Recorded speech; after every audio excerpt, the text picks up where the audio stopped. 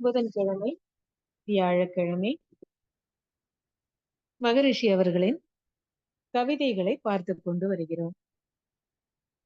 எல்லா துறைகளிலும் என்னென்ன கருத்துக்களை கொடுக்கணுமோ அது கவிதைகள் வாயிலாகவும் மகரிஷி கொடுத்திருக்காங்க. உரைநடை வாயிலாக கருத்துக்களை பரிமாறிக்கொண்டதோட இல்லாம கவிதைகள் எப்பொழுதுமே அழியாம இருக்கும் அப்படிங்கிறதுனால அதன் வாயிலாகவும் எல்லா துறைகளையும் கருத்துக்களை கொடுத்திருக்காங்க. ஒவ்வொரு முறையும் படிக்கும் பொழுது அதனுடைய ஆழ்ந்த கருத்து மகரிஷி என்ன மனநிலையில எழுதியிருக்காரோ, எந்த மன அலைச்சூழல்ல எழுதியிருக்காரோ அதுக்கேற்ற மாதிரி அந்த விஷயங்கள் நமக்கு புலப்படுகிறது. இன்றைக்கு வாழ்க்கை குறிப்பு அப்படிங்கிற தலைப்புல ஒரு கவிதையை பார்க்க போறோம். எல்லாருக்குமே தெரியும் மகரிஷி அவர்கள் சின்னம்மாள் அப்புறம் வரதப்பன் அப்படிங்கிற தாய் தந்தைக்கு குழந்தையா பிறந்தார். ரொம்ப ஏழ்மையான குடும்பம். எவ்வளவு கஷ்டப்பட்டிருக்கார் தன்னுடைய குடும்பத்தை உயர்ந்த நிலைக்கு கொண்டு போவதற்கு அப்படின்னு நம்ம எல்லாம் படிச்சிருக்கோம். எனது வாழ்க்கை விளக்கம் அப்படிங்கிறதுல மகரிஷி அவங்க வீட்டுல எனது குடும்பம் அப்படிங்கிற அந்த தலைப்புல 1969 எழுதியிருக்கார். அதுல அவருக்கு முன்னாடி 6 பெண்கள் 1 ஆண் பிறந்திருக்காங்க. அதுல 2 பெண்களும் 1 ஆணும் இறந்து போயிட்டாங்க. அதுல அவங்களுக்கு பெற்றோர்களுக்கு ரொம்ப வருத்தம். அதனால வறுமையில இருந்தா கூட கோவில்லாம் போய் எல்லா இடத்துலயும் இன்னொரு மகன் பிறக்கணும் அப்படின்னு வேண்டிக்கிட்டு மண் சோறு அப்படி சாப்பிட்டு விரதம் இருந்து மண் சோறு சாப்பிட்டு அந்த மாதிரி பிறந்த 8வது குழந்தைதான் நமது மகரிஷி. அப்புறம் ஒரு இடத்துல எழுதுறார், தன்னுடைய ஏழ்மையான குடும்பத்துல பிறந்தா கூட அம்மா என்ன கடமையை செய்யணுமோ அதை செஞ்சுட்டே வந்திருக்காங்க, அப்பா அதே மாதிரி செய்திருக்காங்க அப்படின்னு சொல்றாரு. ஒரு தடவை அம்மா பத்தி கூட சொல்றாங்க, இந்த வயசுல கூட எதுக்குமா நீங்க இவ்வளவு கஷ்டப்படுறீங்க, எல்லாருக்கும் போய் உதவி செய்யறீங்களே அப்படின்னதுக்கு அவங்க அம்மா சொன்னாங்களாம், ஏமன் என்ன என்னுடைய உடம்ப பார்த்து எடைய பார்த்துதான் கூட்டிட்டு போறதா என்ன, நம்ம இருக்கிற காலம் வரை எல்லாருக்கும் என்ன மாதிரி உதவி செய்ய முடியுமோ அந்த மாதிரி செய்யலாம், செய்யணும் அப்படின்ட்டு சொன்னாங்களாம்.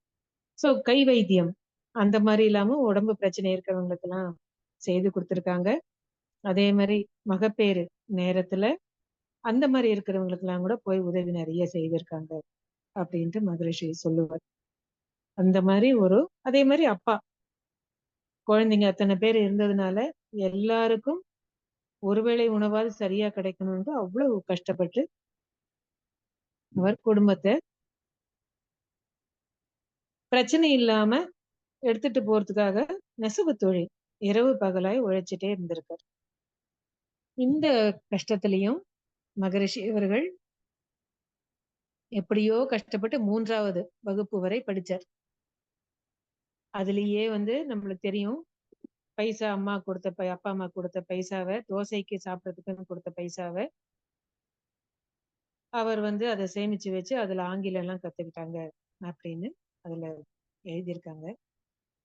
சின்ன வயசுல ஒரு அம்மா தயிர் கொண்டு வந்த போது இவர் சின்ன குழந்தையா இருந்திருக்கார். அப்போ என்ன பண்ணியிருக்கார், அந்த தயிர் கிண்ணத்துல சட்டியில இருந்து எடுத்து சாப்பிட ஆரம்பிச்சுட்டாராம். உடனே அவங்க அம்மா ஐயோ குழந்தை இந்த மாதிரி உங்க தயிர் இதுல இருந்து எடுத்து சாப்பிட ஆரம்பிச்சிருக்கு அப்படின்னு உடனே அதுக்கு அந்த அம்மா தயிர் கொண்டு வந்த அம்மா சொன்னாங்களாம், ஐயோ அந்த காலத்துல கிருஷ்ணர் இப்படிதான் வெண்ணெய் எடுத்து சாப்பிட்டாரு அப்படின்ட்டு சொல்லுவாங்க. அதே மாதிரிதான் இவரும் ஒரு கிருஷ்ணர் தான், அதனால அவர் எவ்வளவு எடுத்து சாப்பிடுறாரோ சாப்பிட்டோ அதை தடுக்காதீங்க அப்படின்ட்டு சொன்னாரு. அதை சொல்லும் பொழுது அப்படியே குழந்தை மாதிரி அனுபவிச்சு அந்த நிகழ்ச்சியை பகிர்ந்துப்பார் மகரிஷி. அப்போ அந்த குடும்பம்ங்கிற இதுல அவர் தன்னுடைய கூட பிறந்தவங்க அப்படிங்கிற அந்த விஷயத்தை தான் முதல்ல பகிர்ந்துட்டு இருக்க. நம்மளும் குடும்பம்னா என்ன, நம்மளுடைய ரத்த உறவு யாரோ அவங்கதான் அந்த குடும்பத்துல இருக்காங்க அப்படின்னு சொல்லுவோம். அம்மா அப்பா குழந்தைங்க, அப்பாவோட அம்மா அப்பா அப்படின்னு அவங்கதான். குடும்பம் அப்படின்னுட்டு நம்ம எப்பொழுதுமே சொல்லுவோம். இந்த மாதிரிதான் இந்த குடும்பம் எனது குடும்பம்ங்கிறதுல 1969வது வருடம் முதல் கவிதை இப்படிதான் குடும்பம்ங்கிறத கொடுத்திருக்காரு. அப்புறம் போக போக போக எனது குடும்பம் அப்படிங்கிற இதுல இன்னொரு கவிதையை கொடுக்கிறார்.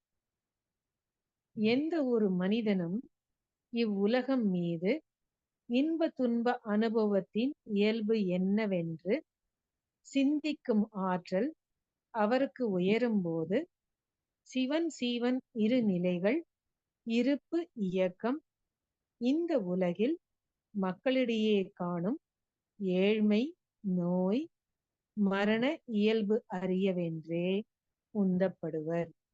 எனக்கும் ஏழ்மை தெய்வம் உயிர் பற்றிய அறிய அவா உண்டாயிற்று அப்படின்ட்டு எப்படி இந்த குடும்பம்ங்கிறது ஒரு விரிந்த நிலைக்கு தனக்கு போயிற்று அப்படிங்கிறதுக்கு இந்த காரணத்தை சொல்றேன். அப்ப இவருக்கும் சின்ன வயசுல நம்மளுக்கு தெரியும், அவர் அவங்க அப்பா ஒரு பிள்ளையாருக்கு பூஜை பண்ணுவார். அவங்க அப்பா போலன்னா இவரும் பண்ணுவார் போய். அந்த மாதிரி ஒரு தடவை குளிர்காலத்துல அந்த விநாயகர் சிலைக்கு இவர் வெந்நீர் விட்டுருக்காரு. வெந்நீர் விட்ட உடனே குளிரும் அப்படின்னுட்டு உடனே அவங்க அப்பா அங்க இருந்தவங்க எல்லாம் சிரிச்சிருக்காங்க. என்ன கல்லு சிலைக்கு குளிருன்னுட்டு நீ வெந்நீர் விடுற, அதுக்கு குளிரோ வெப்பமோ ஒண்ணும் தெரியாது அப்படின்ட்டு சொல்லியிருக்காரு. இவர் குழந்தையா இருந்தபோது அதுதான் தெய்வம்னு எடுத்துக்கிட்டார். அப்புறம் இந்த மாதிரி எல்லாம் கருத்துக்கள்லாம் கேட்க ஆரம்பிச்ச உடனே அப்புறம் பஜனை பாட்டெல்லாம் கேட்க ஆரம்பிச்ச உடனே தான் அவருக்கு இந்த கேள்வி 3 கேள்விகள் எழுந்தது. ஏன் வறுமை? அப்புறம் நோய் எப்படி வருது? உயிர்னா என்ன? தெய்வம்னா என்ன? இந்த ஏழ்மைங்கிறது கடவுளே கொடுத்திருக்காரா? இல்ல மனிதனால அது ஏற்பாடு செய்யப்பட்டதா?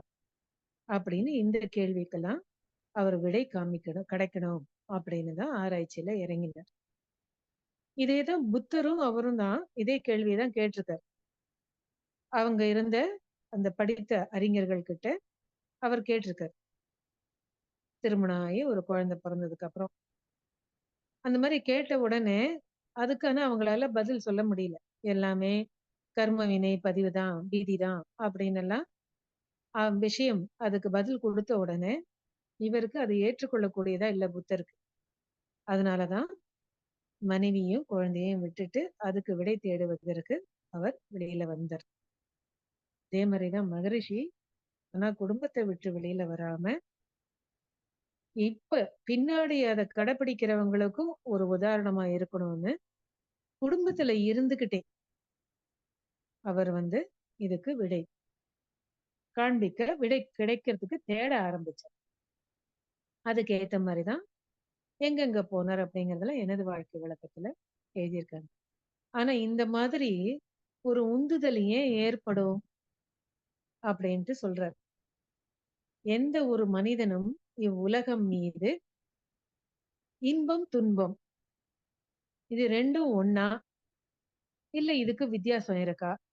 இந்த இன்பம்ங்கிறது எப்படி வருது, துன்பம்ங்கிறது எப்படி வருது, இதனுடைய இயல்பு என்ன அப்படின்னு யாரு சிந்தனை செய்ய ஆரம்பிக்கிறாங்களோ அவங்களுக்கு தான் மனம் விரிய ஆரம்பிக்குங்கிறார். அதே மாதிரி அப்படி மனநிலை உயரும் பொழுது கடவுள்னா யாரு, உயிர்னா என்ன, அத பத்தின ஆராய்ச்சியிலையும் இறங்குவாங்க.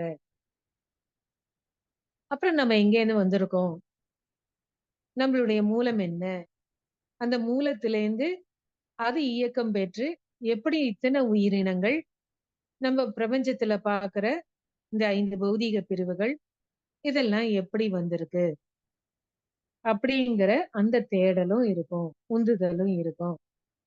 அதோட மட்டும் நிற்காம எல்லாருமே நோயினால கஷ்டப்படுறாங்க, வறுமையினால கஷ்டப்படுறாங்க.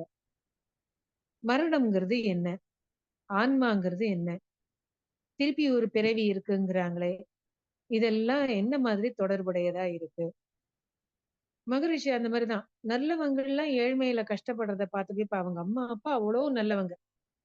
எவ்வளவு தூரம் உதவி செய்யணுமோ அப்படிதான் செய்யணும் அப்படின்னு வாழ்க்கையில கஷ்டத்துல இருந்தா கூட, ஏழ்மை குடும்பத்துல பிறந்தா கூட, அந்த மாரி ஒரு மனநிலையில இருந்திருக்காங்க. அதெல்லாம் வந்து பார்க்கும்பொழுது, தன்னுடைய குடும்பத்துல நடக்கிற நிகழ்ச்சிகள பார்க்கும் பொழுதே, அவருக்கு இந்த கேள்விகள் எல்லாம் எழுந்திருக்கு. அதுக்கப்புறம் அதுக்கு விடை காணணும் அப்படிங்கிற அந்த உந்துதலும் இருந்திருக்கு. அவ்வளவு சின்ன வயசுலயே. அப்ப ஏழ்மைங்கிறது கடவுளே குடுத்ததா? இது விதியா? இல்ல மனிதனால ஏற்படுத்தப்பட்டதா? அப்புறம் பார்க்கும்பொழுது நம்மள சுத்தி பார்க்கும்பொழுது சில பேர்லாம் வசதியோட இருக்காங்க. சில பேர் மட்டும் கஷ்டப்படுறாங்க. வசதியோட இருக்கிறவங்கலாம் எல்லாரும் நல்லவங்களும் இல்ல. சில சமயம் வந்து கெட்டவங்களா இருக்கிறவங்க கூட வசதியோட தான் இருக்காங்க. ஆனா நல்லவங்க துன்பத்துல இருக்காங்க. அப்ப இந்த இன்பம்ங்கிறதும், துன்பம்ங்கிறதும் என்ன? இந்த துன்பம்ங்கிறது வாழ்க்கையில எதனால வருது? ஏன் இந்த கடவுள் குடுக்குறார்? கடவுள் கருணை உள்ளவர், அன்பும் கருணையும் உள்ளவர்னா, அவர் இந்த துன்பத்த குடுத்து கஷ்டப்படுத்துவாரா? அப்படின்னு இந்த கேள்விகள்லாம் மகரிஷிக்கு அவ்ளோ சின்ன வயசுலயே எழ ஆரம்பிச்சது. ஏன்னா அவங்க அம்மா, அப்பாலாம் சாதம்லாம் ஊட்டி கதை சொல்லும் பொழுதெல்லாம், அந்த கதைய அப்படியே ஏத்துக்கொள்ள மாட்டார். அந்த கஜேந்திர மோட்சம் அந்த கதைய சொன்னபொழுதும் அப்படிதான். 2ம் வந்து என்னம்மா அம்மா ஒண்ணு கஜேந்திரனுக்கு வந்து யானைக்கு முக்திங்கிறீங்க. முதலை வந்து அதுக்கு மோட்சம்ங்கிறீங்க. என்ன கடைசியில 2 செத்து போச்சு அவ்வளவுதான். அப்படின்னுட்டு 2த்துக்கும் என்ன வித்தியாசம்? அப்படின்ட்டு வந்து கேட்கிறார். ஏன்னா அவங்க அப்பா வந்து இறந்து போனதுக்கு அப்புறம் தான், அந்த இறந்து போன அந்த நிகழ்ச்சிய பார்த்துட்டு தான் இவருக்கு இன்னும் நெறைய கேள்விகள் உள்ளத்துல எழ ஆரம்பிச்சது. அப்ப இறந்ததுக்கு முக்தி, மோட்சம் அப்படின்ட்டு சொல்றாங்கன்னா, அப்ப உண்மையா முக்தினா என்ன? மோக்ஷம்னா என்ன? சிவபதம் அடைஞ்சாங்கங்கிறாங்க. அப்புறம் வைகுண்டம் சேர்ந்தாங்கங்கிறாங்க. இந்த மாரி எல்லாம் நெறைய கேள்விப்படுறாரு. அப்ப அதுக்கெல்லாம் என்ன அர்த்தம்? அப்படின்னு. அதே மாதிரி தான் வேற ஒரு ஏதோ ஒரு இவர் வந்து அ கடவுள் வந்து இந்த 3 உலகத்தையும் அளந்து பாயாசம் உருட்டினார் அப்படின்னபோது, அப்போ வந்து அவர் அவர் எங்க நின்னுட்டு இருந்தார்?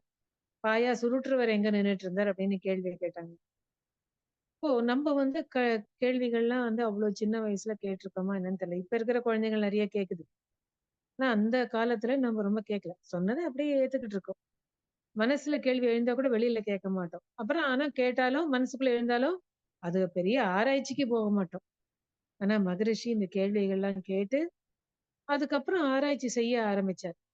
அப்ப இந்த கல்லு தான் இந்த பிள்ளையார்லாம் கல்லு தான்னா, அப்ப அது தெய்வமா வணங்குறோமே! அப்ப அது ஏன் வந்தது? இந்த உருவ வழிபாடெல்லாம் எதனால வந்தது? அப்ப உண்மையான தெய்வம் என்ன? அப்படின்னு சொல்லிட்டு பஜனை பாட்டு எல்லாமும் கேட்கிறார். தாயுமானவர் பாட்டெல்லாம் கேட்கிறார். அதுக்கப்புறம் வந்து அ ன்னு தேவனே ஒருவனல்லால் வேறில்லை உயிர் எல்லாம் ஒன்றாமே உற்று பார்த்தால் அப்படின்னுட்டு அந்த திருவல்லிக்கேணி பதிகர் அந்த பாட்டுல அந்த பஜனை பாட்ட பாடிட்டு வரும்போது ஒரே தெய்வம் தான் தெய்வம் ஒண்ணுதான் அப்புறம் உயிர் எல்லாம் ஒன்றாமே உற்று பார்த்தால் அப்படிங்கும்போது அப்ப உயிர்னா என்ன அப்படிங்கிற இந்த கேள்வி எல்லாம் இவருக்கு எழ ஆரம்பிச்சது. அப்படிதான் வந்து ஆராய்ச்சி செய்து செய்து செய்து செய்து அதுக்கப்புறம் கூடவே ஆனா அதோட விடல. குடும்பத்துல இருக்கிற அந்த பிரச்சனைகள் ஏழ்மை நிலை அதையும் உயர்த்தணும் அப்படின்னு பார்த்துதான் அவர் சரி இந்த நெசவு தொழில் மட்டும் போராது அப்படின்னுட்டு பள்ளிக்கூடத்துக்கு 3வது வரைக்கும் படிச்சுட்டு அதுக்கு மேல போக படிக்க வைக்க முடியல. சரின்னுட்டு அப்பாவோட சேர்ந்து நெசவு தொழிலுக்கு உதவி செய்ய ஆரம்பிச்சார். 18, 19 மணி நேரம் வேலை செய்வாராம். அதனாலதான் சொல்லுவாரு. அந்த மாரி செஞ்சதுனால தான் கையெல்லாம் காய்ச்சு போச்சு அப்படின்ட்டு காமிப்பாங்களாம். அந்த குழந்தையோட கைய பார்த்து அவங்க அம்மா அழுவாங்க. இருந்தா கூட அப்புறம் பின்னாடி சொல்லுவார். அந்த மாரி உழைச்சதுனால தான் கையில எலும்பெல்லாம் இப்போ அவ்வளவு ஸ்ட்ராங்கா இருக்கு. அப்படின்னு சொல்லிட்டு, "உடும்பு பிடி, என் புடி" அப்படின்ட்டு சொல்வார் சிரிச்சுக்கிட்டே. அப்ப அந்த அளவுக்கு அவ்ளோ சின்ன வயசுலயே, குடும்பத்து சூழ்நிலையே மாற்ற வேண்டும். பொருளாதார நிலையை மாற்ற வேண்டும்னு வேற என்னெல்லாம் செய்யணும்னு யோசிச்சாலும், கூடவே இதற்கு விடை காணணும் அப்படின்னுட்டு, இதுலயும் ஆழ்ந்து போனார். அதனாலதான் ஒரு கவிதையில சொல்றார், எதுலயுமே எல்லை கட்டி நின்னோம்னா என்ன பிரச்சனைகள்னு ஒரு கவிதையில குடுத்திருக்காங்க. எல்லை கட்டும் மனநிலையில் இன்பத் துன்பம், இரவு பகல், சிறிது பெரிது, ஆண் பெண், கீழ் மேல், நல்லதுவும் அல்லதுவும், நாணம், வீரம், நஷ்டம், லாபம் என்ற அனைத்தும் தோன்றும். எப்போ எனக்குள்ளேயே ஒரு வட்டத்த போட்டுக்கிறேனோ, என்ன சுற்றி ஒரு வட்டத்த போட்டுக்கிறேனோ, நான் ஆண், இல்ல நான் பெண், நான் இந்த ஜாதி, நான் இந்த மதம், நான் இவ்வளவு படிச்சிருக்கேன், நான் இவ்வளவு படிக்கல, நான் பணக்காரர், நான் ஏழை, அப்புறம் எனக்கு எல்லாமே வாழ்க்கையில கஷ்டமா தான் இருக்கு. இல்ல எனக்கு இவ்வளவு இருக்கு. அதுல ஒரு ஈகோ அப்படின்னுட்டு எப்படி நாம என்ன மாரி ஒரு வட்டத்தை நமக்குள்ள போட்டுக்கிட்டாலும், ஒரு எல்லைய போட்டுக்கிட்டாலும், அதுல இந்த மாரி விஷயங்கள்லாம் தான் தோன்றும். பேதம் பார்க்கக்கூடியது தோன்றும். வித்தியாசம் பார்க்கறது தோன்றும். அப்புறம் அதுல ஈகோ ஏற்படும். ஈகோ ஏற்பட்டதுன்னா, ஆணவம் ஏற்பட்டதுன்னா, தான் தனது அப்படிங்கிறது வரும். அதுக்கப்புறம் பேராசை, சினம், கடும்பற்று, முறையற்ற பால் கவர்ச்சி, உயர்வு தாழ்வு மனப்பான்மை, வஞ்சம், அதனால பஞ்சமகா பாவங்கள் எல்லாமே வரும். அப்ப இந்த எல்லையெல்லாம் தகர்க்க வேண்டும். எந்த வட்டத்துக்குள்ள இருக்கேனோ அந்த வட்டத்தை நான் உடைக்க வேண்டும். அதுலேருந்து வெளியில வரணும். அப்படி வந்தாதான் எனக்குள்ள இந்த விஷயங்களுக்கு என்ன காரணங்கள், இன்பம்னா என்ன, துன்பம்னா என்னன்னு அதுக்கு உண்மையான ஒரு விளக்கம் கிடைக்கும். இருப்பு, இயக்கம், நான் எந்த மூலத்திலேருந்து வந்திருக்கேன், எதுக்காக இந்த பிறவி எடுத்திருக்கேன், உயிர்னா என்ன, மனம்னா என்ன, அறிவுன்னா என்ன, தெய்வம்னா என்ன, அப்படிங்கிற விளக்கங்கள் எனக்கு கிடைக்கும். ஏழ்மைனா இது இப்படியே இருக்கணுங்கிறது இல்ல. இத மாத்த முடியும். அவங்களுக்கு எவ்வளவு தூரம் முடியுமோ உதவி செய்யலாம். ஏழ்மைனா இதெல்லாம் தலைவிதி கிடையாது. கர்ம வினைனுங்கிறது இருந்தா கூட, அந்த இதையும் சிலதெல்லாம் விதியும் மதியால மாற்ற முடியும். அப்படிங்கிற விளக்கங்கள்லாம் நமக்கு கிடைக்கும். அப்படின்ட்டு சொல்றாரு. வல்லமையும் அதன் முழுமை நிலையாய் உள்ள வரை கடந்த மெய்ப்பொருளாம் அகத்து உணர்ந்தால் அல்லலற்று அறிவு விழித்தும் விரிந்தும் அறிவறிந்த நிறைநிலையில் அமைதி காணும். அப்ப எல்லை கட்டி கொண்டால் இந்த வித்தியாசங்கள்லாம் நமக்கு வரும். நான் ஆண், நீ பெண் அப்படின்னு வரும். அதுக்கேத்த மாரி ஆண்னா அதுக்கேத்த மாரி ஒரு எண்ணம். பெண்ணுன்னா அதுக்கேத்த மாரி ஒரு அடிமைத்தனம் வரும். அப்புறம் உயர்ந்த ஜாதி, தாழ்ந்த ஜாதி, பணக்காரன், ஏழை எல்லாமே. அதுக்கப்புறம் எந்த விதத்திலயும் நல்லது, கெட்டத பார்க்கறது, அதுலயும் வரும். நம்ப எதுவுமே ஒரு செயல் செய்துட்டு, அதுக்கு விளைவு வந்தா, இது நல்லது, இது கெட்டதுங்கிற அந்த மனநிலைய தாண்டி கூட போகணுங்கிறார். ஏன்னா, இயற்கையில விளையிற விளைவுகள் எல்லாமே, அதுல எதுவுமே தவறு இல்ல. அப்போ இது நல்ல விளைவா வந்திருக்கு, இது தீய விளைவா வந்திருக்குங்கிற அந்த எண்ணம் கூட வராம, அதையும் தாண்டி போகக்கூடிய நிலைமை வரணும். அப்படி நல்லது, கெட்டதுன்னு வரும்போது தான் இன்பம், துன்பம் அப்படிங்கிற அந்த ஒரு ஆ கற்பனையான ஒரு மகிழ்ச்சி நிலைக்கு போறோம்.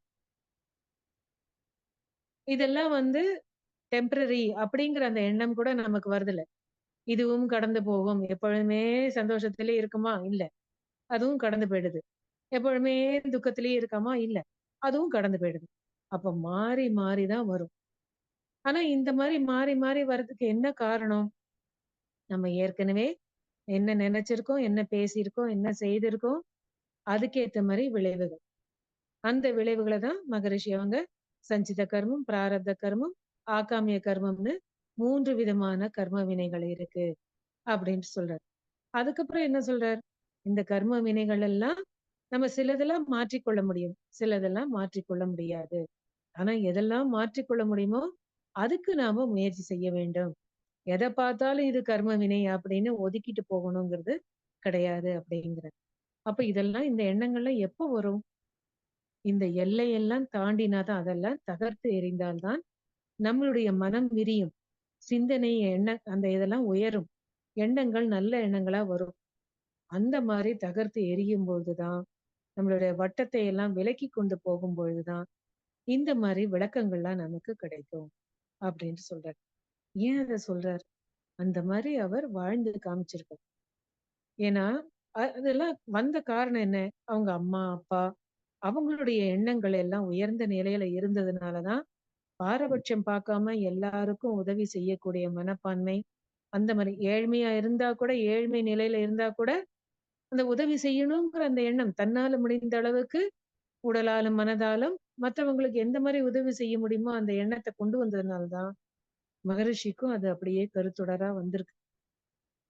இருந்தாலும் இந்த ஏழ்மை நிலையில பொறந்துட்டோம். இருந்தாலும் இதை உயர்த்திக் கொள்ள முடியும்னு, அதுக்கு எப்படி நாம உயர்ந்த நிலைக்கு முடியணும்? அதுக்கு வேண்டிய முயற்சிகள் எல்லாமும் மகரிஷி எவ்வளவோ விதத்துல எடுத்திருக்காரு.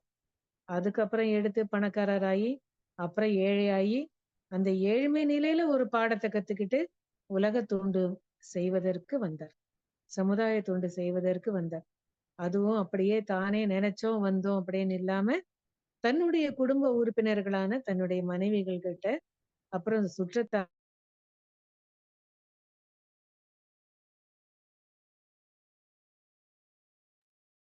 இந்த நிலையில அந்த எண்ணங்கள்லாம் வந்ததுன்னா, அதுக்கு ஒரு காரணம் அவர் தான் இந்த ஜாதி, தான் இந்த மதத்த சார்ந்தவங்க, அப்புறம் தான் வந்து பணக்காரர், ஏழை அப்படிங்கிற எண்ணத்தெல்லாம் அதெல்லாம் தாண்டி மனம் விரிந்து, சிந்தனை ஆற்றல் உயர, உயர, உயர மனம் விரிய ஆரம்பிச்சது. அதுக்கப்புறம் தான் இதுக்கு வேண்டிய விடைகள் எல்லாம் கண்டுபிடிக்கணும்னு கண்டுபிடிச்சு, நமக்கெல்லாம் இந்த விளக்கங்கள் எல்லாம் குடுத்திருக்காரு. எந்த ஒரு மனிதனும் இவ்வுலகம் மீது இன்ப துன்ப அனுபவத்தின் இயல்பு என்னவென்று சிந்திக்கும் ஆற்றல் அவருக்கு உயரும் பொழுது சிவன் சீவன் இரு நிலைகள் இருப்பு இயக்கம் இந்த உலகில் மக்களிடையே காணும் ஏழ்மை நோய் மரண இயல்பு அறியவென்றே உந்தப்படுவர். அதனாலதான் 9 வயசுல மாமிசம் சாப்பிடுறத கூட விட்டார். அந்த கவிதையை படிச்சுட்டு 9 வயதுல ஒரு குழந்தைக்கு அவ்வளவு உயர்ந்த நிலையில அந்த மாமிச உணவ வந்து விடணும் அப்படின்னு எண்ணம் வந்ததுன்னா, என்ன ஒரு மன உறுதி இருந்திருக்கணும். அப்போ அந்த வயதிலேயே, சிறிய வயதிலேயே ஏழ்மை நிலையில இருக்கிறதுனால பள்ளிக்கூடத்துக்கு போக முடியாதுன்னு முடிவெடுத்து, தானே முடிவெடுத்து, அப்பாவுக்கு உதவணும் அப்படின்னு இது பண்ணி, அப்புறம் மாமிசத்த விட்டு, அப்புறம் குடும்ப சூழ்நிலையில அந்த பொருளாதாரத்த உயர்த்தணும் அப்படின்னு, அந்த சிறிய வயதிலேயே அந்த மாரி ஒரு எண்ணம் வந்ததுன்னா, இதெல்லாம் தெய்வ பிறவிதான். ஆனா, அந்த மாதிரி நமக்கு சின்ன வயசுல வரலைன்னா கூட, இந்த மகான்களுடைய இந்த கருத்துக்களை, இந்த ஆ கருத்துக்கள், இந்த பயிற்சிகளை நாம் எடுத்துக்கொள்ளும் பொழுது, எவ்வளவு சீக்கிரம் இந்த பயிற்சிகளை எல்லாம் நம்ம கத்துக்கிட்டு, அத வாழ்க்கையில கடைபிடிக்கும் பொழுது, நம்மளுடைய எண்ணங்களும், சிந்தனைகளும் உயரும்.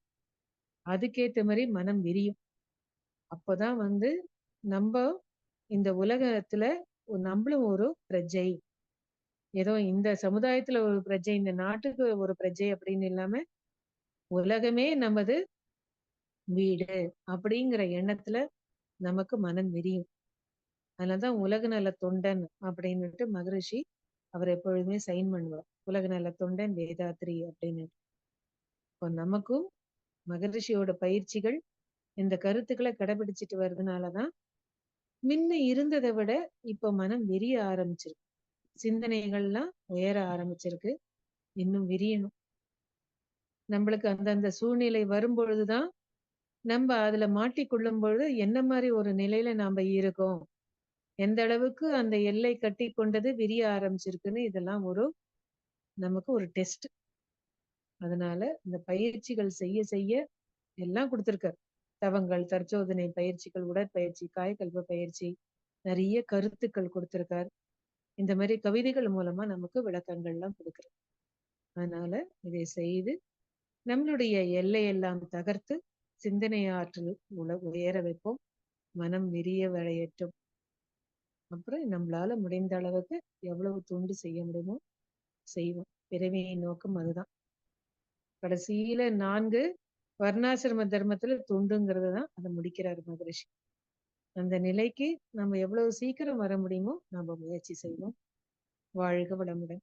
அப்ப எனது குடும்பம்ங்கிறது குறுகிய வட்டத்துல இல்லாம உலகமே, உலக மக்களே, அந்த மக்களை சார்ந்தவர்களே நமது குடும்பம் அப்படின்னுட்டு விரிய ஆரம்பிக்கும். அந்த அளவுக்கு நம்மளை உயர்த்தி கொள்ள முடியும்னு மகரிஷியே ஒரு உதாரணமா இருந்திருக்கார். நாமும் அந்த நிலைக்கு வாழ்.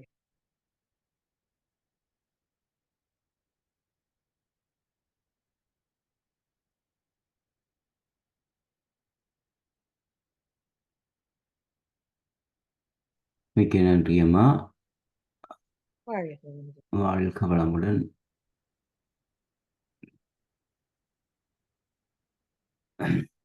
இன்று நீங்கள் எங்கள் நோர்வே மனவளக்கலை மன்றத்துக்கு வந்து வாழ்க்கை, எனது குடும்ப வாழ்க்கை அல்லது எனது குடும்பம் என்று அந்த மகிழ்ச்சி தந்த கருத்துக்களை அருமையாக எங்களுக்கு தந்திருக்கின்றீர்கள். மிகவும் அற்புதம். ஆரம்பகால நினைவுகளை நினைவுபடுத்தி சுயசரிதை புத்தகத்தில் எழுதியிருந்ததை அப்படியே நீங்கள் இன்றைக்கு எங்களுக்கு ஞாபகப்படுத்தியிருக்கின்றீர்கள். மிகவும் அற்புதமா. அந்த வகையில வந்து நீங்கள் ஒவ்வொன்றாக கூறி செல்லும் போது ஆரம்ப காலத்திலே பட்ட அனுபவங்கள், அதாவது வந்து பட்ட துன்பங்கள், அத்தோடு வந்து தாய் தகப்பனுக்கு எப்படித்தான் உதவி செய்ய வேண்டும் என்ற மனப்பாங்கு அந்த 7 வயசிலேயே அவருக்கு தோன்றியது. அப்படியாக ஒவ்வொன்றாக நீங்கள் கூறிக்கொண்டு வரும்போது இன்ப துன்ப ஆராய்ச்சி வந்து இந்த சின்ன வயதிலே 9 வயதிலே ஆராய்ச்சி செய்ய தொடங்கிட்டார் என்று அழகாக கூறியிருந்தீர்கள். 3ஆம் வகுப்பு வரையும் படித்தது அந்த வயதிலேயே ஆராய்ச்சிக்கு தொடங்கிட்டார் என்று. மன்னிக்கவும், ரெக்கார்டிங் அனுப்பாட்டிட்டு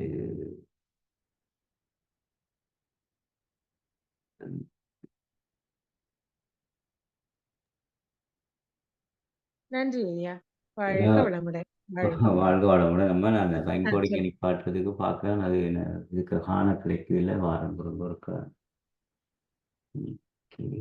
கொஞ்சம் சத்தமா சொல்லுங்கய்யா, புரியல. இந்த ரெக்கார்டிங்கை நிப்பாட்டுறதுக்கு அந்த ஆப்ஷனை பார்க்கறேன்னு காண இல்லையம்மா, அதான் சொல்றேன். கேக்குதா இப்ப? இப்ப கேக்குதுங்க, கேக்குது. ஓகே, இப்போ வந்துட்டு ரைட் எடுத்துட்டு ஸ்டாப் பண்ணி வருது.